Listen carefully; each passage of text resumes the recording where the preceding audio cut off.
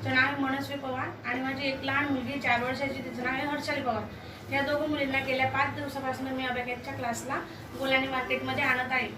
सरांची ॲड बघितली होती मी मोबाईलमध्ये, तेव्हापासून मला वाटलं की नाही अबॅकस हे मुलांना शिकवणं खूप गरजेचं आहे। मग मी तो विचार केला आणि मुलांना गेल्या 5 दिवसापासून इथं सरांनी मोफत प्रशिक्षण घेतलं होतं। तर 5 दिवसापासून मी मुलींना आणते आणि गणित हा विषय ज्यांना काही हार्ड वाटतो तो विषय एकदम सोपा आहे, काही गणित एवढं कठीण नाही आहे। तर मला वाटतं की सगळ्या पॅरेंट्सनी विचार करावा आणि आपल्या पाल्याला या ठिकाणी आणावे किंवा अबॅकसचा